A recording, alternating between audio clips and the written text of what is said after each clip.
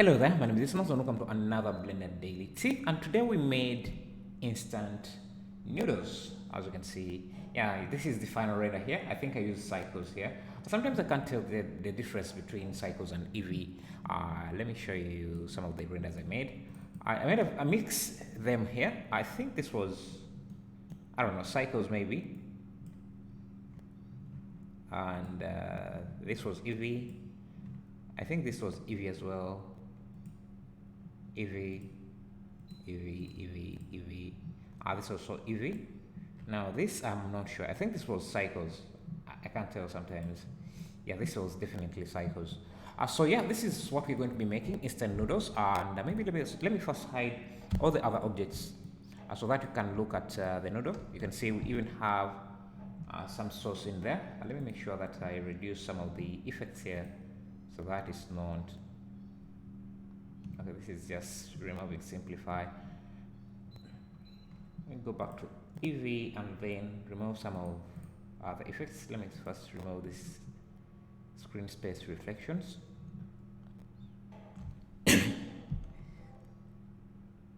Yeah, this is the soup. Let me first hide that as well, and also this, so that we can look at the noodles.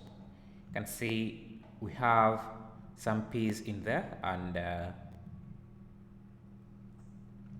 some carrots and greens in there as well. So yeah, let's bring back everything. I'm not going to show you how to model the container. For that, you can just go and watch the time lapse, and everything that I don't show you here, you can just go watch this time lapse here in my second channel of how I made everything. But for this, we're going to just make the noodles.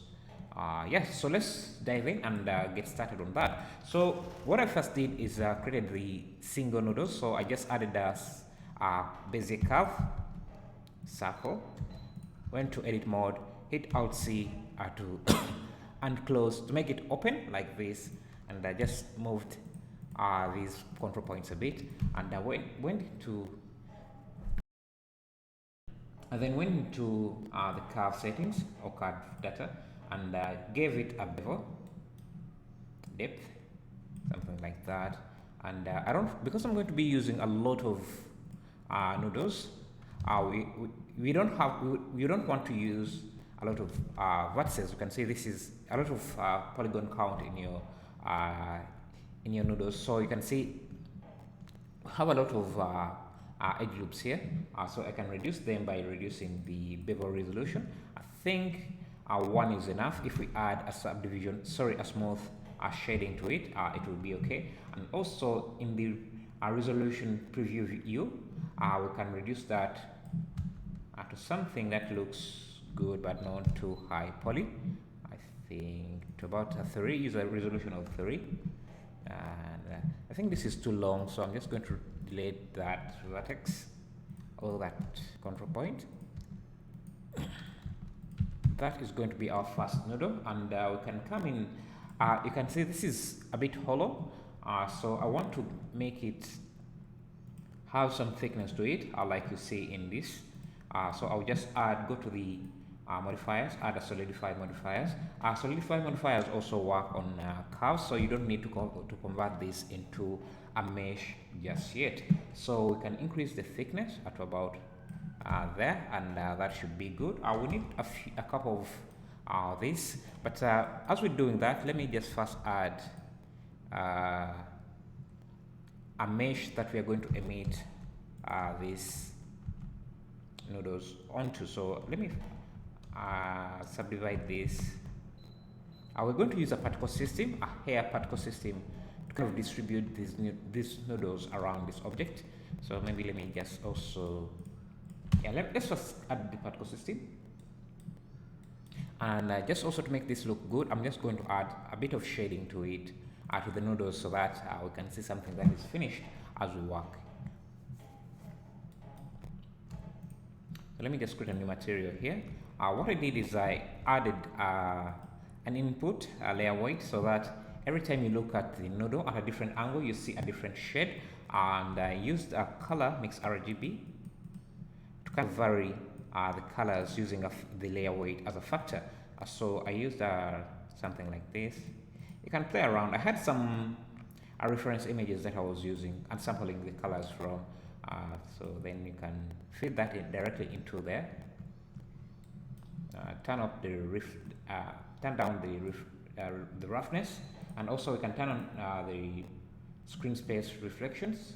I can see we're seeing a lot of facets, or it's looking a bit low poly, so you can come in and increase the resolution here, or the depth, the bevel resolution as well. But remember, this is also going to increase your render time, or how your CPU usage when you add more resolution, because we're going to use a lot of noodles here, so keep that in mind. I also added some subsurface to this, using this as the color, and I think I set a subsurface of 0.2.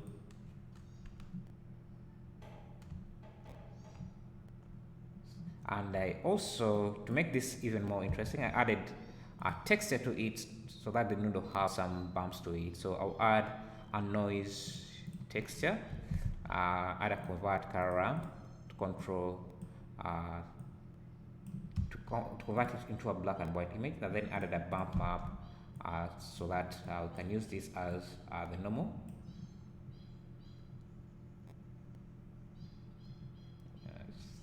Now we just need to reduce on the scale,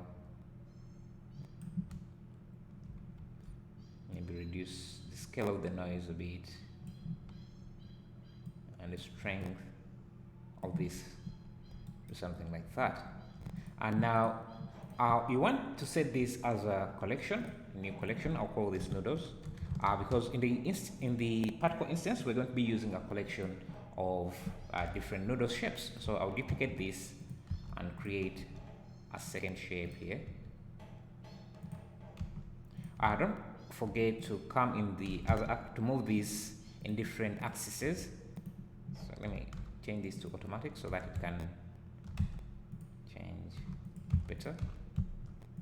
So you don't want it to be just flat, you want this to be in different shapes. So as you can see, they are all in the noodle collection. So let's add a new particle system, hair system. So convert this to hair, and this is what we have. And under render, select render as collection, and then select your collection. You can see we have this. Now we just have to worry about the distribution of this. Let me also add on some ambient occlusion so that this looks better. You can see, problem is that OBS is becoming a bit laggy. Let me first turn off screen space reflections for now. Now to distribute this better, you can add a displacement modifier. Make sure it's above the particle system, and add a new texture. I'll use a clouds texture. Reduce the noise a bit, the size of the noise, play around with the size of the noise, even go another color and change the contrast a bit. We need more subdivisions to this, so we can subdivide this and maybe reduce the scale just a bit like that. And I can also extrude this down like this, and also add some subdivisions to this so that this can be the noodles can be distributed in all directions. And what I can do now also, you can see that the noodles are facing the same direction, so I can come to the particle settings again and play around. Make sure you have advanced turned on, and then go under play around with the rotation, randomize it a bit. Let's see normal. Let's randomize this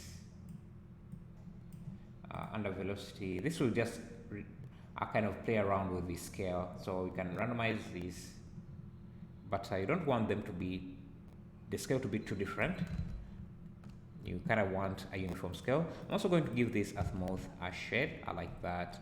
And yeah, so this is our noodles. If you didn't want to render the mesh, the plane itself, I think, yeah, I think we're going to be using that as kind of part of our soup. So let's see how it will look with our material.